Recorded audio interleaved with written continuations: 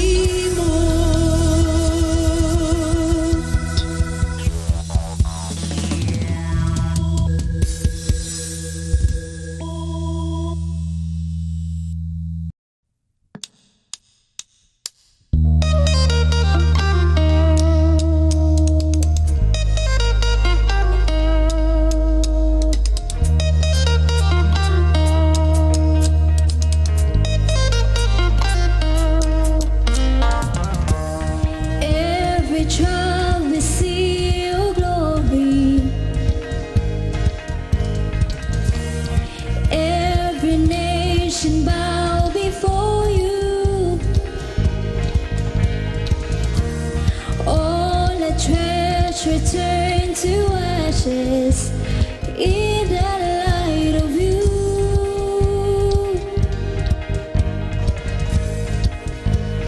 As we're singing, holy is the Lord Almighty.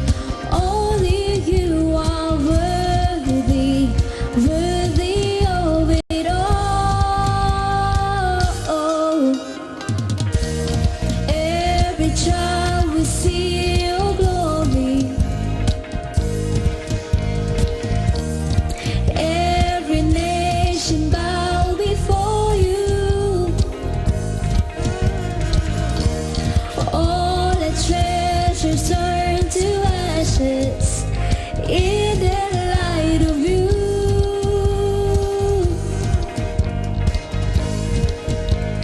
As we're singing, holy is the Lord Almighty. Only you are worthy, worthy of it all. Praise and glory, honor and strength unto our God, unto our God. Matchless, endless love and restraint. This is our God. Every which I sing, praise and glory, honor and strength unto our God, unto our God. Matchless, endless love and restraint. This is our God. And every which I sing, ayo, ayo, ayo, ah. Ayo, ayo, ayo, ah. Ayo, ayo, ayo, ah. Ayo, ayo, ayo, ah. There is no one like our God. There is no one like our God. There is no one like our God. There is no one like our God. Wala kang katulad, O Diyos. Wala kang katulad, O Diyos. Nuhay na di kumones, O Diyos. Nuhay na di kumones, O Diyos. There is no one like our God. There is no one like our God. There is no one like our God. There is no one like our God. Praise and glory, honor and strength unto our God, unto our God. You matchless, endless love and restraint. This is our God, and every which I sing, praise and glory, honor and strength unto our God, unto our God. You matchless, endless love and restraint. This is our God, and every which I say, ayo, ayo, ayo, ah. Ayo, ayo, ayo, ah. Ayo, ayo, ayo, ah. Ayo, ayo, ayo, ah. Ayo, ayo, ayo, ah. Ayo, ayo, ayo, ah.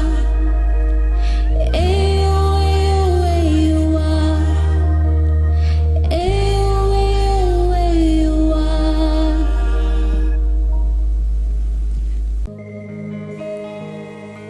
Father in heaven, we desire to see that your people from every tribe, from every tongue, and from every language will confess that you are our God, the only one deserving of all the praises. Hallelujah. Hallelujah to your name. Hallelujah. Lord, we stand in the midst of a multitude of those from every tribe and tongue. We are your people, redeemed by your blood, rescued from death by your love. There are no words good enough to thank you. There There are no words to express my praise, but I will lift up my voice and sing from my heart with all of my strength. Hallelujah, hallelujah, hallelujah to the Lamb. Hallelujah, hallelujah, by the blood of Christ we stand. Every tongue, every tribe, every people, every land, giving glory, giving honor, giving praise unto the Lamb of God.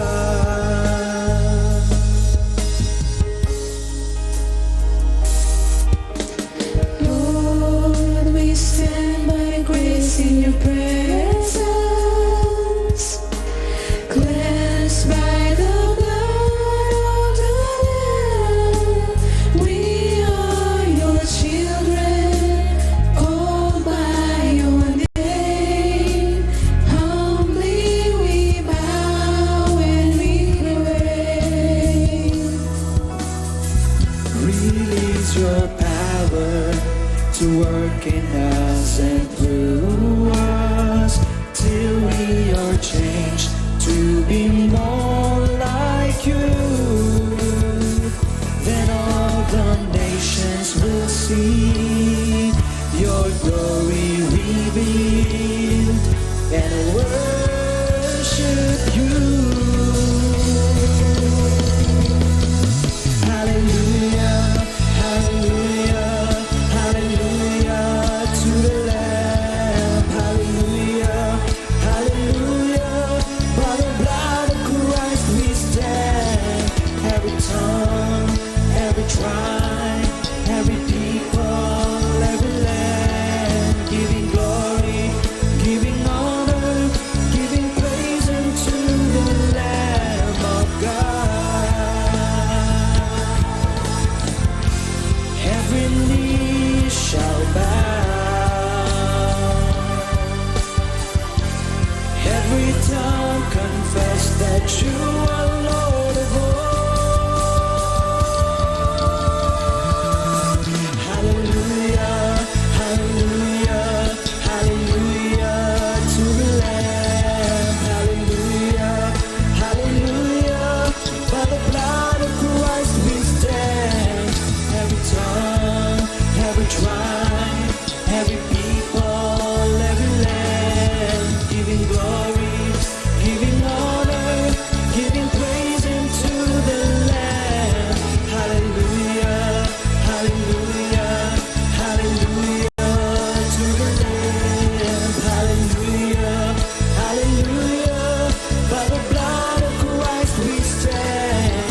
Every tongue, every tribe, every people, every land, giving glory, giving honor, giving praise unto the Lamb of God, giving praise unto the Lamb of God, giving praise unto the Lamb of God, Jesus Christ, Lamb of God.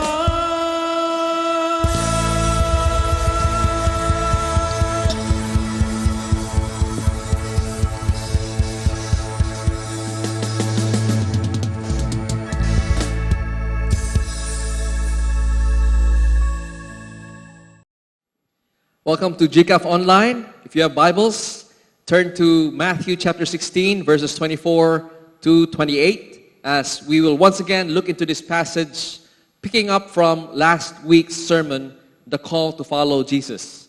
This is part 2. Matthew 16, 24 to 28.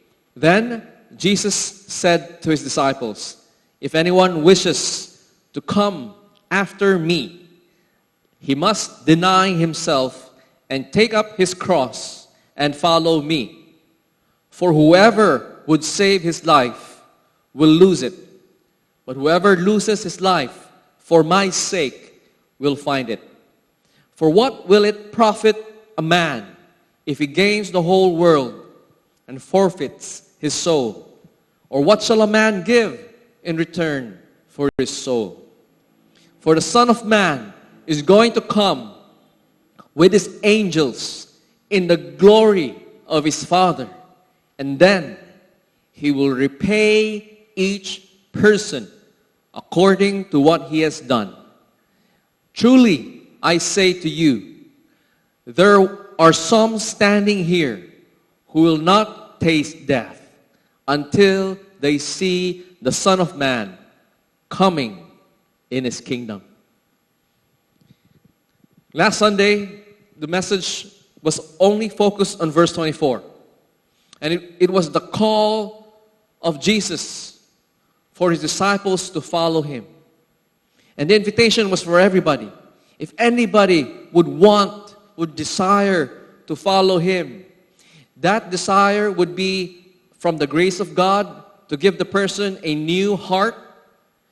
That desire would be from a gift of grace from God, that the person would now be able to believe in Jesus and have faith in Jesus as his Lord and Savior.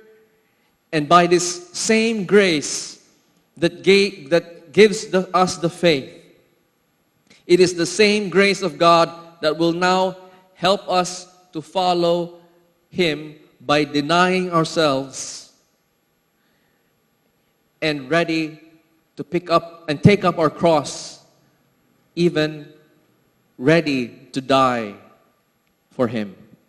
So this person, the mark of a disciple, was a new desire that would be given from God, that this disciple would now live a life of denial to himself so that he will be able to follow and obey the will of God. That is the call of Jesus last Sunday. And if you would just imagine with me for a second, if you were the present there with Jesus thousands of years ago, you have just heard Peter say for all of us, all of the disciples there, that said, Jesus, we believe that you are the Son of God, you're God, and you are the Savior, the Messiah. So we believe you are a Savior and Lord. And they've just heard Jesus congratulate them. You just heard Jesus bless them for it. And Jesus said, I'm going to start a church with you guys. I'm going to start a group. It's not going to be called a synagogue. It's going to be called a church. And this church is that not even death will be able to stand against you. They've just heard Jesus say that. So there must, in the hearts, we must have felt, if we were there, we must have felt joy, right? Wow, finally, the plan of the Messiah is gonna come. It's gonna take place during our lifetime. It's gonna be real, guys. He's gonna save us all. And now, after Jesus says that, he now begins to tell them, guys, I'm now going to go to Jerusalem. And I'm going to die there. They're going to kill me there. So from what would have been an overjoy in our hearts, when we hear that, and we saw how the disciples reacted, they felt crushed. And when Jesus now tells them, come, follow me in a similar way, in the same path that I am going, the feeling there would be, we don't understand. And some of them would have felt, that's heavy. That's a hard thing to do, Lord. But the wonderful thing about how good Jesus is that he would have seen and known the heart of his disciples. And it's so wonderful for Jesus that he didn't stop with simply a command. He didn't just stop by saying, "Come follow me. Deny yourself. Take up your cross and die for me." He didn't just stop there. He now, in verses 25 to 28, gives them reasons. Good reasons. And so I'd like to call this message God's Good Reasons. See, we have a God who, as a pattern of His character, of how, as a trademark of how good He is, how gracious He is that every time He gives you a command, He gives us a command, He also gives us a good reason why we should obey the command. You see, that's the reality. I was teaching my son when he was younger. I was teaching how to eat vegetables.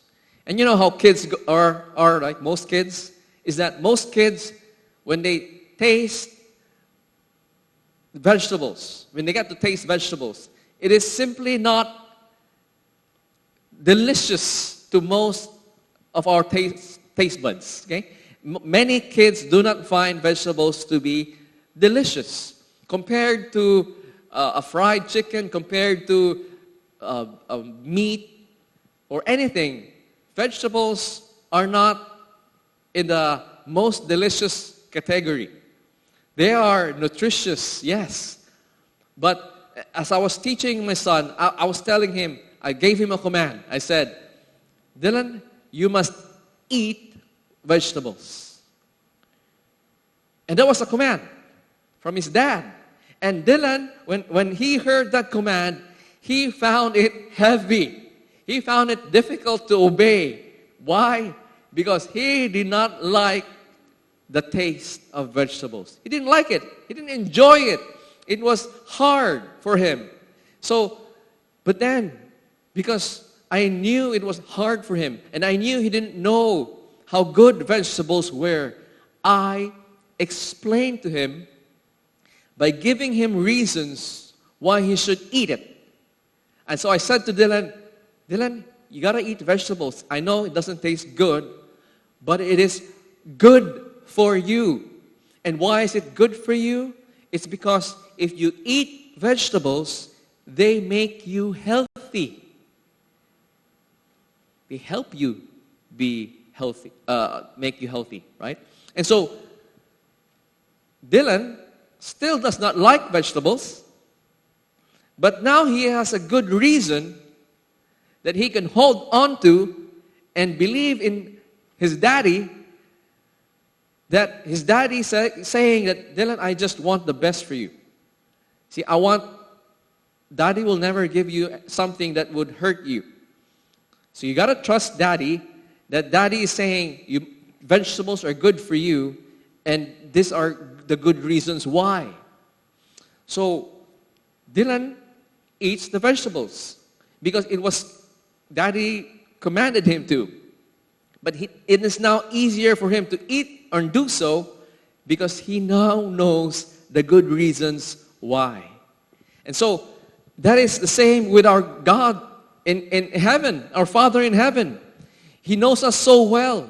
He's so gracious that Jesus, He knew His disciples so well that He gives them good reasons why they should obey His command. And God has been doing this. This is His character. This is His goodness. He's been doing this since the time of Genesis. This is His pattern. See, every time God would give us a command, He gives you a reason to obey it. And that is His pattern. That is His character, right?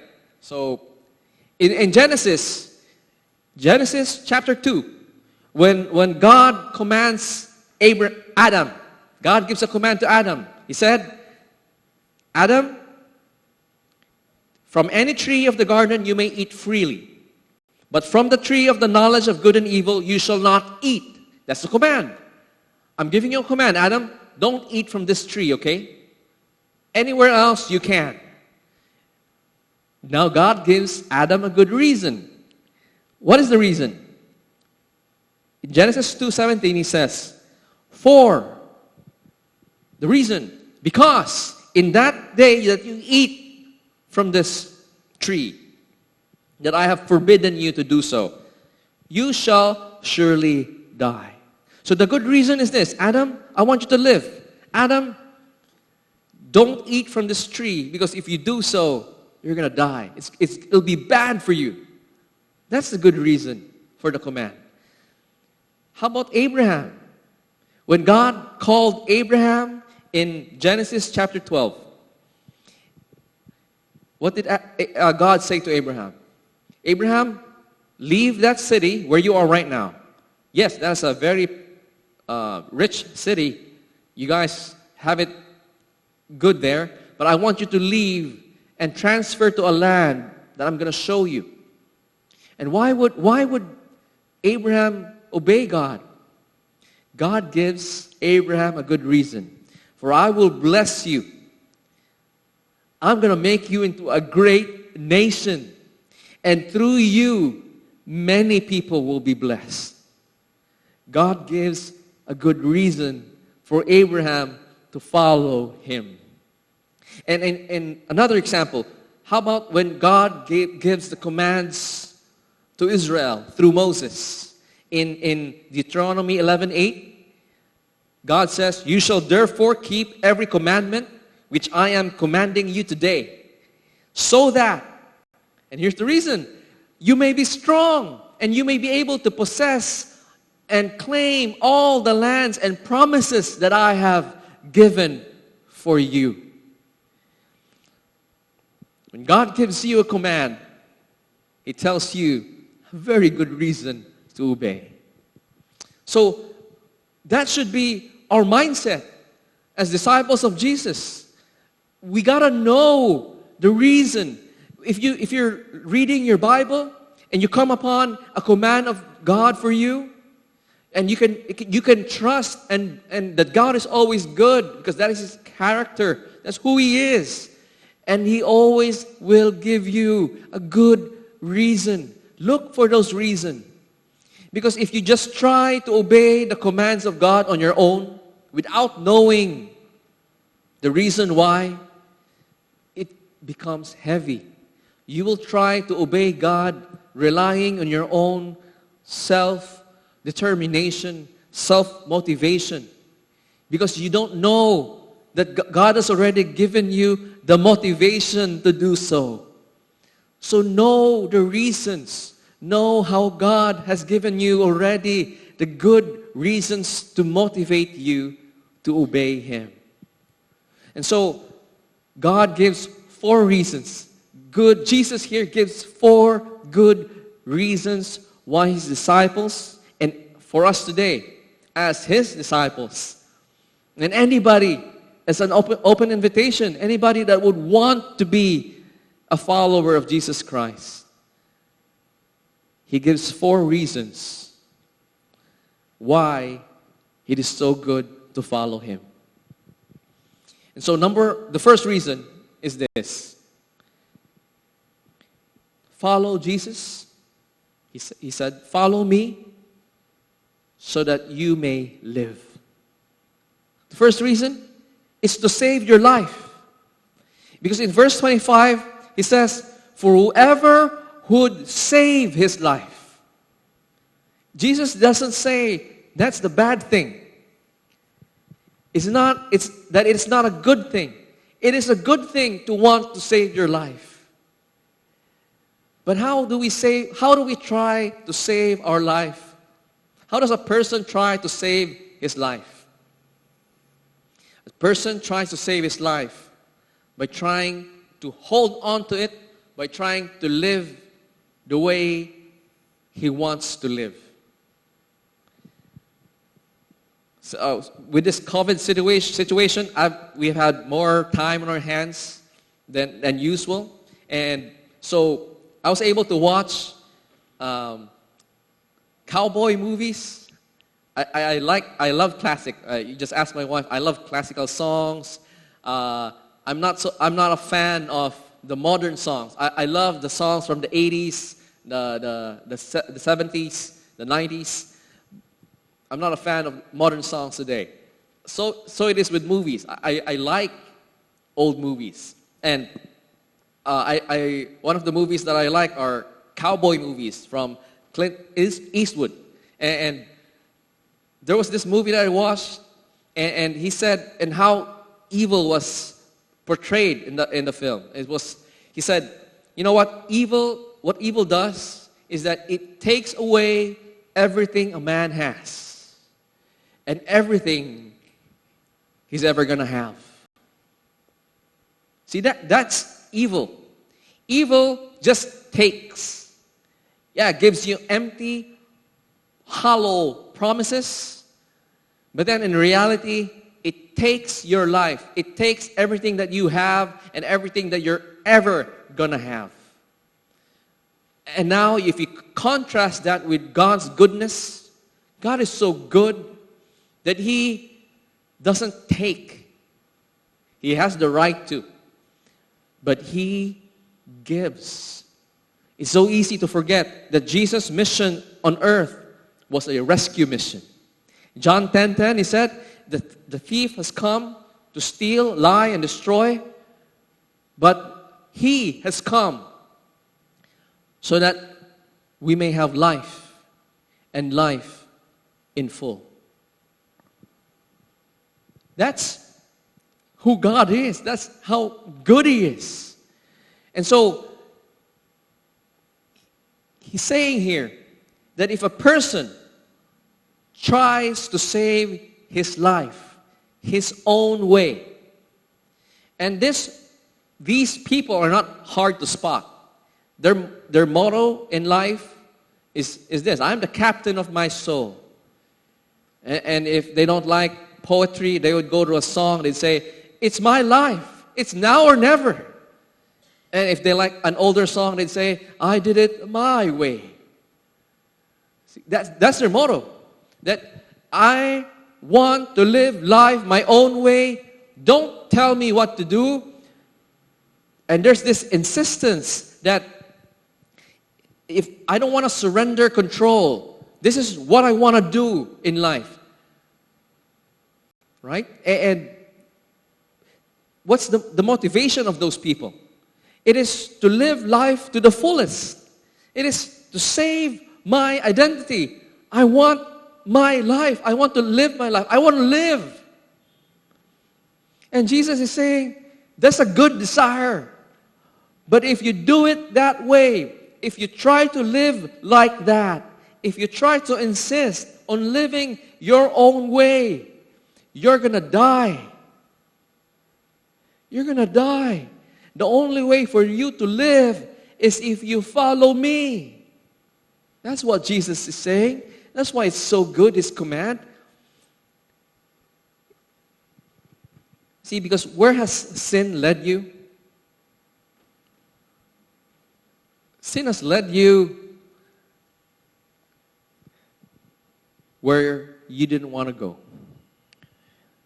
The Bible tells it this way, that in Romans 6, verse 20 and 21, when you were slaves to sin, that's the picture. The illusion of sin, the illusion of self is this: you are in control of your life. You are the captain of your faith. That's how you live life. Go, do it the way you want to. But the reality, the spiritual reality, and even the physical reality is this. It's described in Romans 6:20. A person who tries to live his own way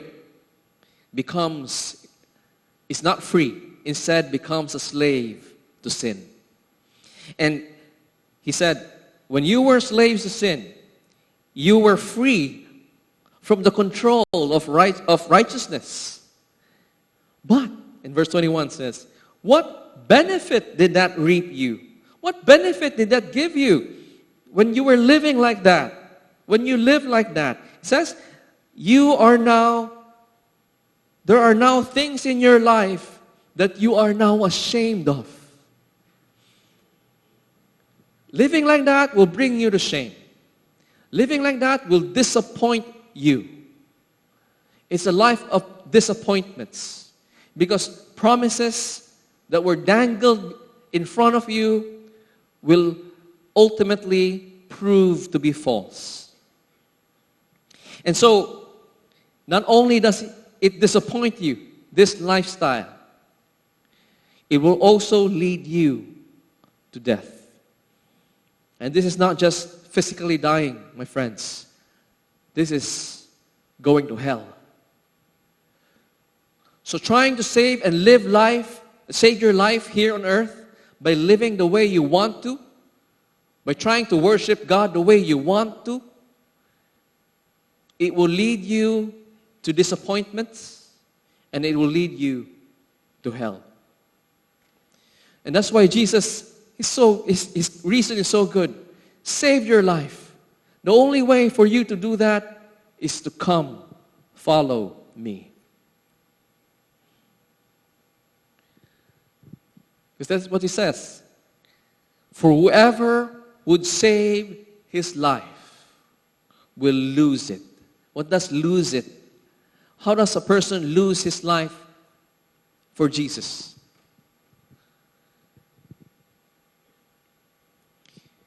He says, if you lose your life for my sake, that's the condition. You don't just spend or squander your life for any other reason. This reason is if you lose your life for Jesus' sake, in obedience and by following Jesus. What this means, it is a life that is surrendered to everything about Jesus. If Jesus tells you to do this in His Word, this surrendered life will say, that's hard, Lord, I don't want to do it, but I will trust you because you have a good reason and because you're a good God. And so I will not listen. I will deny my wishes, my will, my desires, and take on your wish, your will, and desire for my life. It is a life of surrender and obedience to Jesus Christ. That is what it means when a person would lose his life for Jesus' sake. I would surrender my life to you, my will to you, and obey you, Jesus, no matter what. Now, the opposite life, and why this is difficult for many, is because we want to live our life our own way. And Galatians 5:19-21 describes how this kind of life is lived out. See, and you would see the common vices of Filipinos here included even. Why is that so? Why are we featured in this passage? Because we have the same heart. We have the same broken, evil heart. And Galatians 5:19, now the Bible tells us this. Now the deeds, the actions, the life of a person who's living in the flesh are very clear. And they will live an insistent life of immorality. They will live a life of impurity, of sensuality. I just want to enjoy and what my flesh and my body likes to enjoy. They will live a life of idolatry. They will put up idols for themselves. Money, position, power, right? And they would engage in sorcery. I want to grab power for my own. I want to know the future. They'll go into divination. They'll go into ways to control their fortune.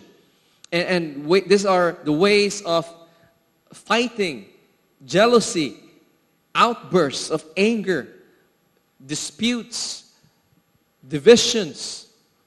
And verse 21 says, this is the life that is filled with envy, of covetousness. This is a life filled with drunkenness. This is a life filled with just partying, in debauchery, in wild orgies.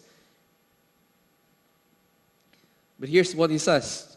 If you insist to live life like that, because you think that's how you live and enjoy life, that's how you get to live, here's your fate. Those who practice that kind of lifestyle will never enter the kingdom of God. You guys are going to die. You're facing the judgment and the wrath of God. It doesn't matter how much you deny it, God's truth in the end will prove to be real. So here's the call and the invitation. Give up that kind of lifestyle. Deny and die to it. Take up the cross of Jesus. Follow Him. Because this is how you live life to the full.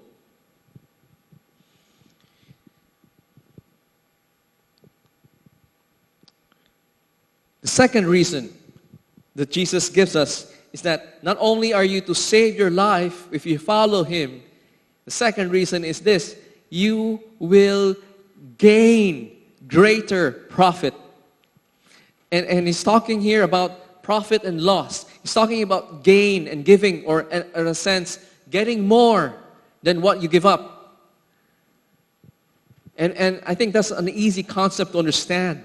But what is this? What is He talking about here? Jesus is talking here about gaining everything, making a profit of everything in the whole world. The whole world. And if, I love how one dear pastor of mine put it this way. He said, think about this. This is a ultimate situation for you. What if everything that you have desired, everything that you have ambition in life, in this world, was given to you? You achieved it all. You gained everything. You gained the status. You got the power. You become the most powerful man in the world. You became the most famous celebrity. Everybody loves you. You got their respect. You got their adoration. You got it all. You got the charisma. And you got all the wealth behind it. You become the richest person in the whole world. You have all the houses. You have all the cars. You have all the planes. Everything that you could ever want, you have in this world. So you have basically gained the whole world. And then you die. And then when you face Jesus, who is now your judge, and you realize that you are doomed, that you have just made the wrong choices in life. You have chosen wealth. You have chosen popularity. You have chosen the pleasures of the world instead of choosing Jesus Christ. And He stands before you and is judging you a death sentence. And you realize that you try to buy your way out of it. And you try to exchange. And you will say, Jesus, no, don't. I will give you everything I have. Just don't send me to hell. And you would say, all my money is yours. All my life is yours. All my possessions, all my relationship, Lord, I'll give it to you. I'll give it to you in exchange for my soul. And you know what Jesus will say on that day that He will judge us? those things, the whole world, everything in the world, has no value in heaven. It's not worth anything. You're not going to be able to exchange all of that for your soul. So that's what Jesus is saying here. Why on earth would you want the things of this world? Why would you think that it is more precious than Jesus? Because this has no value. Jesus is the greatest and the greater value. So if you choose the world, you lose. If you choose the world, you are at a loss. You're operating at a loss. You're not earning anything. But if you choose Jesus now, over wealth, over power, over pleasures, you, my friend, have just gained infinite value. That's the second reason. You want to live in life? Follow me. If you want to have greater profit, that you're not missing out in life, follow me, Jesus said.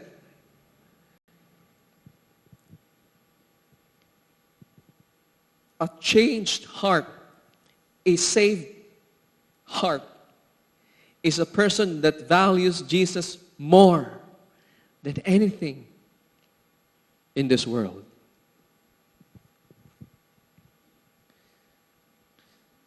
The third reason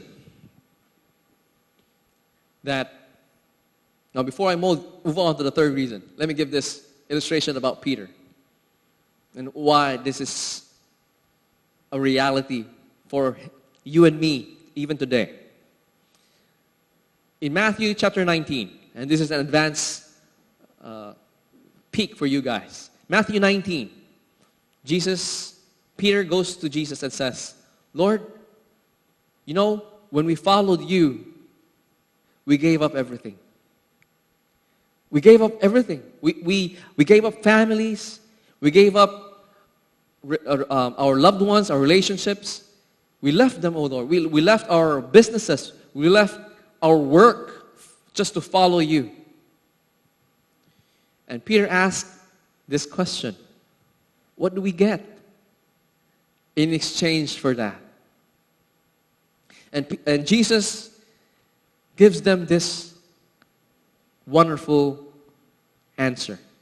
Jesus said, no person, nobody that has left family, nobody that has left homes to follow Him, nobody that has left businesses, property, money behind to follow Him has lost.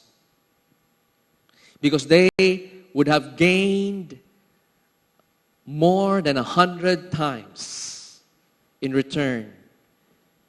And they will even inherit eternal life. To follow Jesus is gain.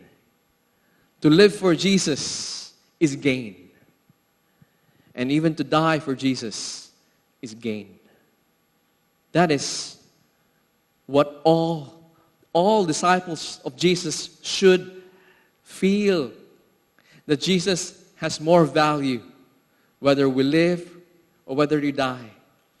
To follow Jesus and to be with Jesus is more precious. And so, you have a choice today. He's inviting you, follow me. And you have a choice. Will you value the world more?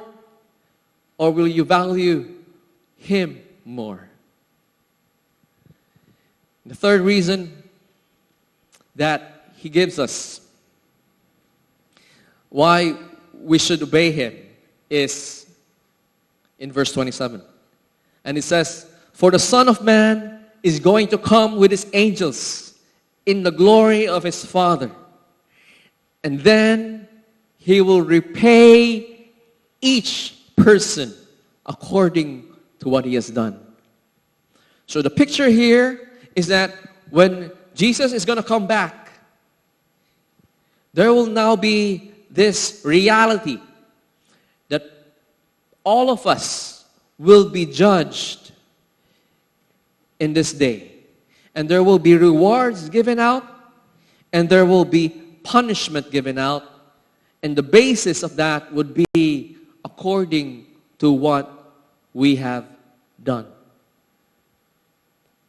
Now, this is important to get, and I'd like to expound on it a little bit more, because we know that we have been saved by the grace of God.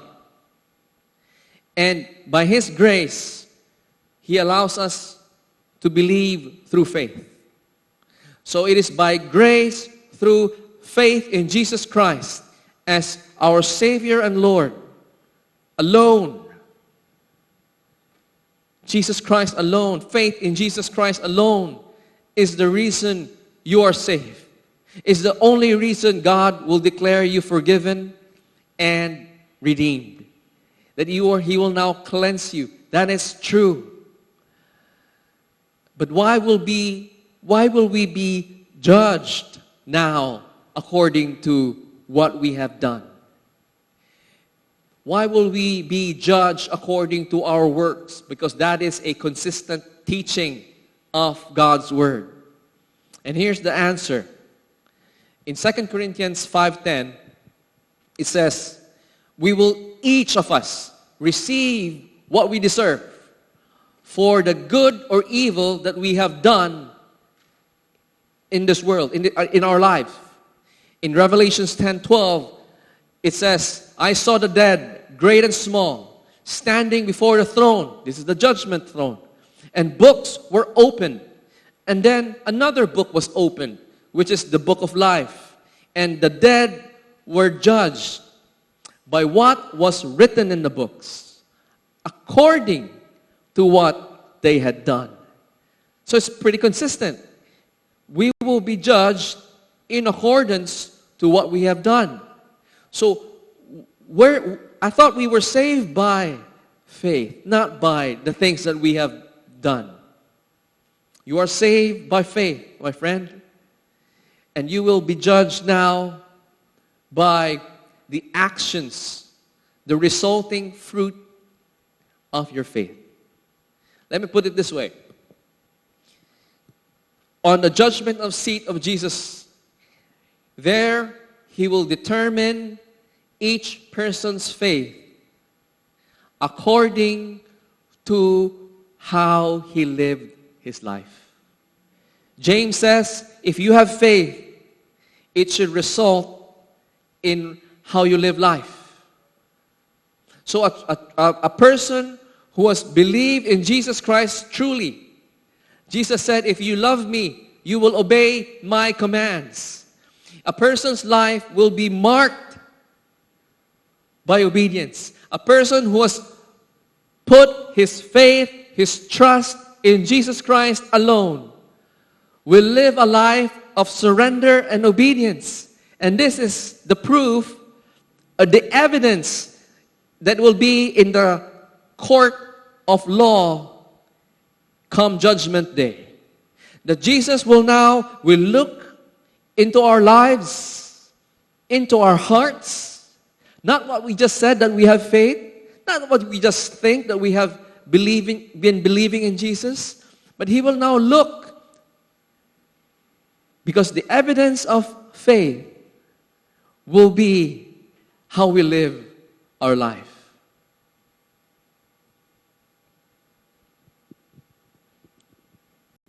And He will find the Galatians people here. He will find the Galatians people that were warned here, that will never enter the kingdom of God. He will find them on Judgment Day. Because you have people today that say, well, I believe in Jesus. I believe in God. I have a religion. But they live a life marked with an insistence to trying to worship God their own way, an insistence of trying to live life their own way, rebelling, refusing to obey and surrender to God.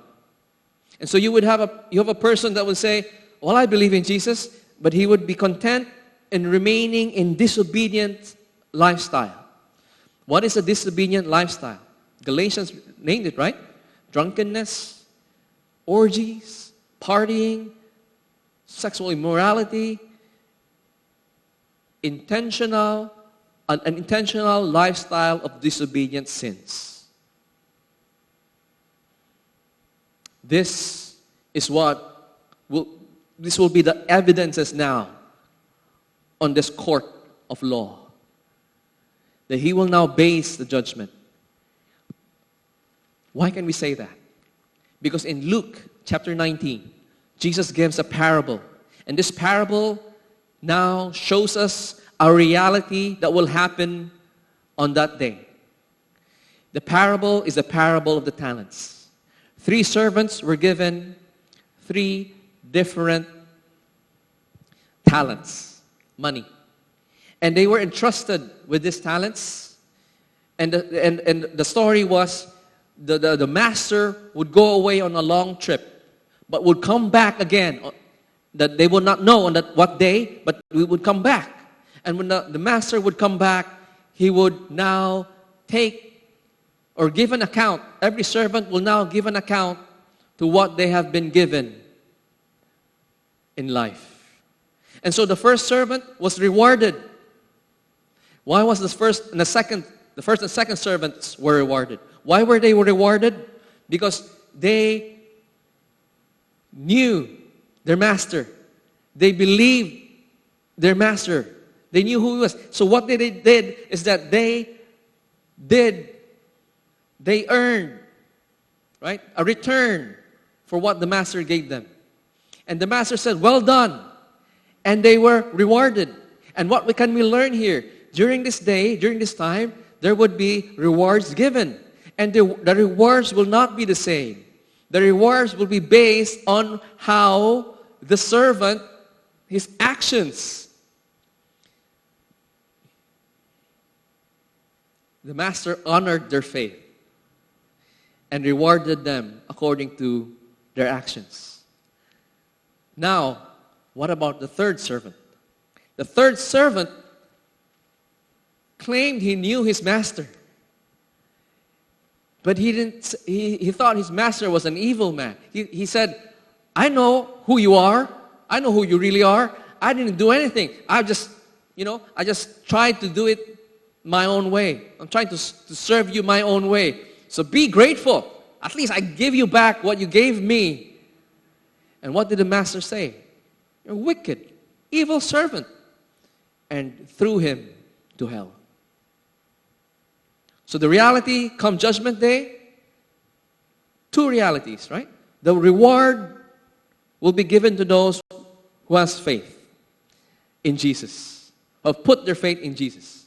And they will be rewarded differently in various degrees according to how they live life here. Lived out their faith here. The second would be the group of people that would be punished. And theirs would be an eternal punishment. So the basis of this judgment is not just by feelings. This is the evidences by works.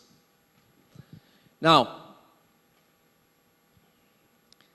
that's the third reason. That you would gain an eternal reward. Not going to be temporary. This is for all time. You will be rewarded. So what is a few years, 50, 60, 70 years here of hard toil and following Jesus hard if we have eternity, whole eternity, and the rewards will be more than worth it? That's a good reason. Jesus said, it's nothing. What you're going to go through, it's nothing to what you're going to gain. It's good. Come. You're going to live. You're going to gain. And you're going to receive eternal rewards. And here's the fourth reason. The fourth reason is this. In verse 28, it is a guarantee. Jesus, in verse 28, is going to give them an advanced screening. He's going to give them a sneak peek of the glory that is to come. And I'll save most of that for next Sunday. We'll move on to chapter 17. But there you will see when they saw what Jesus showed them, how it changed their life. But let me just close with this fourth reason that Jesus gives them. Jesus basically tells them in verse 28, you're not going to be disappointed. Put your trust in me. Come follow me. Even if it is a life of denying and dying to self, because you're not going to be disappointed. You're going to realize and see glory. The glory of the Son. That, my dear friends, are the four reasons that Jesus gives His disciples as He is on His way to make the gospel come true. The gospel message that we would receive thousands of years later was going to happen because Jesus denied Himself, His will. He said, Lord, not what I will, but your will. Jesus literally picked up His cross in obedience to the Father so that the rescue mission of God would happen. And the forgiveness of sins, all our sins, was bought on the day that Jesus Christ hung on the cross and died for us. And on the third day, as just He has said, He rose from the dead. And that is why our faith is real. Because the people that saw that, eyewitnesses, would testify, this is real, this is true. We have seen with our own eyes. We have talked to Him. We have touched Him. We have heard Him. This is real. And we pass this on to you. That is our faith in Jesus Christ, who rose from the dead. He's alive. He's not a mute God. He's not a powerless God. He's the God who has taken away all our sins. Behold the Lamb of God that takes away the sin of the world. Jesus did that on the cross. That, my dear friends, is that we have a good God.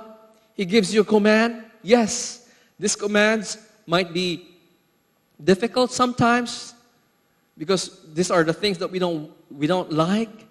These are things that we don't find to be delicious, but there are good reasons why. And these good reasons make His commands a joy. So come and live the life of joy. God wants you to live with joy in Him, with Him forevermore. Let's pray. Lord Jesus, thank you so much that you are God who doesn't just stop with just giving commands. You just don't stop by saying, do this. And there's no explanation or there's no other reasons why. But because of how good you are, how gracious you are, you give us reasons. You give us wonderful reasons.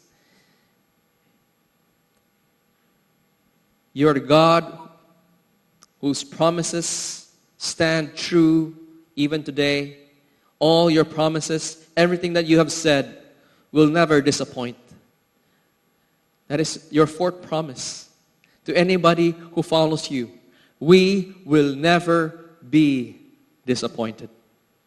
So I pray, Lord, that you would put Lord, and challenge, Lord, the people that are listening today. It is no accident that they are now tuned in here and listening to your message, that they would surrender trying to live life in their own way. They would turn back from their lifestyles that they know they are disobeying you and living in sin. And they would follow you instead. So that because they would find you to be more pleasurable. They would find you to be more trustworthy. And they would find you to be more valuable. Oh Lord, give us and give them the faith. Help us, oh Lord, as we face this new normal situation in our life. Meet the needs of your people. By your grace, for your glory. In Jesus' name, amen.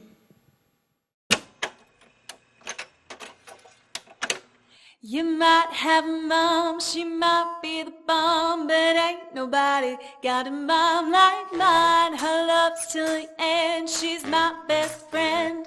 Ain't nobody got a mom like mine. She my world, she my heart, and there's no denying, oh, I'm her girl, no matter what.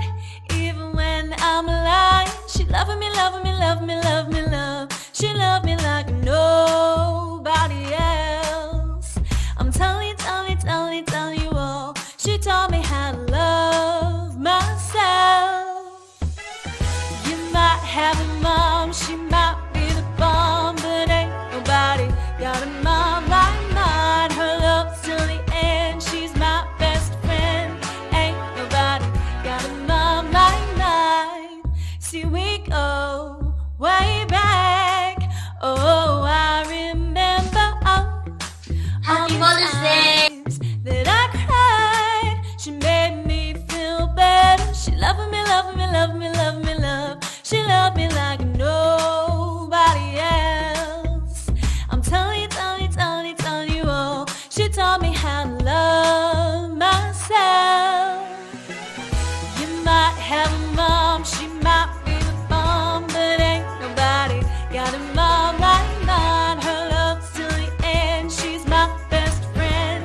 Ain't nobody got a mom like mine. Oh, how she loves me, to the moon and back, that's what she told me. Her love never ends, she's my best friend. Ain't nobody got a mom like mine.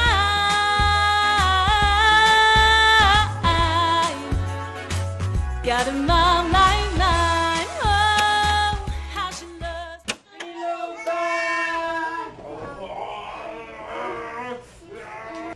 Stop! Look at that! Go get it, Ayoli! What is this? Oh, goodness. Her love's till the end, she's my best friend.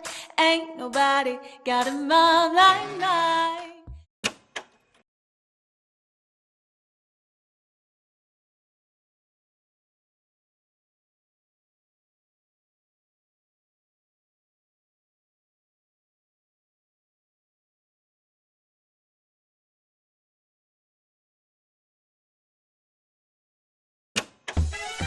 You might have a mom, she might be the bomb, but ain't nobody got a mom like mine. Her love's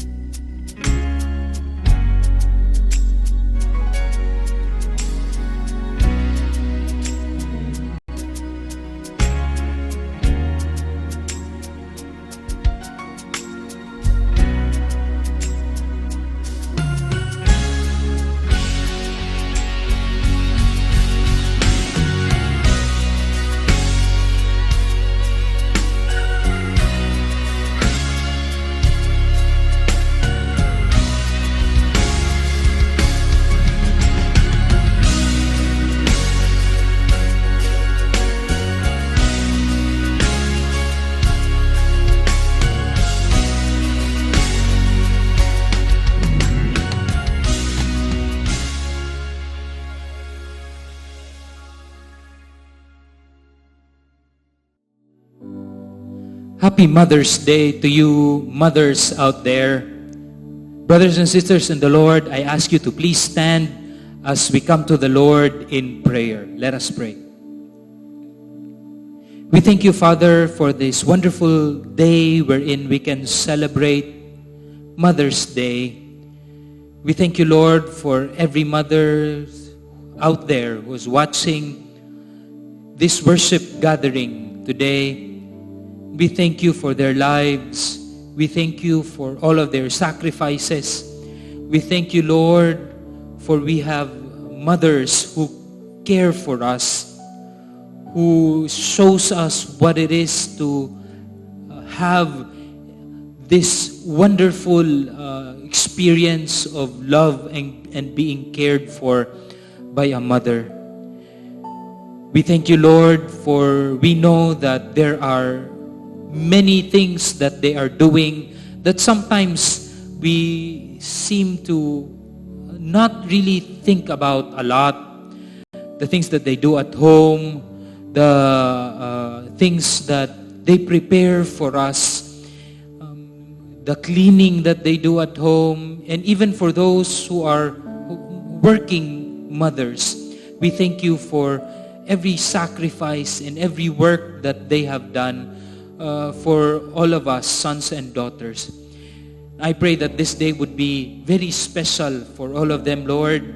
And I pray that every daughter and son who is watching this worship gathering will really show their affection and their love and their thanksgiving for our mothers during this time. We pray that you would continue to bless them. We pray that all the more they would experience the love of the Lord Jesus Christ, the grace of the Lord Jesus Christ, so they can show it all the more to all of us and to even to the people around them. We pray, Lord, for your provision and your protection for them, and may they continue to grow in their love for God and their love for their families. Thank you for our mothers out there, Lord Jesus Christ. And also this day, O Lord, we bring to you our situation as this pandemic is continuously disrupting our lives. We pray, Father, that you would continue to protect each one of us from this virus. I pray, Father, that our children, our elderlies, and our family around us will really be safe from this virus. Continue to protect each of the houses and our homes. May you always be in the midst, Lord, of our homes, because we know that you are in control of our situation. We also pray that you would continue to provide, especially for the families who are experiencing the lackness of our daily needs. We pray, Father, that you would provide for every need for all of us, Lord, during these times. And may we see you as our great provider and glorify you as our great provider. We lift up to you our nurses and doctors and police, firemen and military and everybody who is in the front lines during this time. Continue to protect them, Lord, and also their family. Provide for their needs, and may they really have the wisdom from the Lord Jesus Christ to be able to protect all of us, Lord, every community from the COVID-19 pandemic. We thank you, Lord, for each of their lives, and continue to minister to them, especially for those who have gotten already the COVID virus. Continue to heal them, because we believe that you are our healer, Lord Jesus Christ. And as this time, we thank you, Lord, for we are able to worship you in spirit and in truth. We thank you that we are able to sing songs to you, to listen to your words, and be in one spirit even through these dark times. We pray that truly your glory will be seen through our lives as we become salt and lights during these times of pandemic. the love of the Father, the grace and the mercy of His Son, our Lord and Savior, Jesus Christ, the fellowship and the anointing of the Holy Spirit be with us all, be upon us all, now and forevermore. Amen and amen. God bless you, brothers and sisters. Praise, glory, honor, and strength unto our God, majesty, endless love and restraint. This is our God, every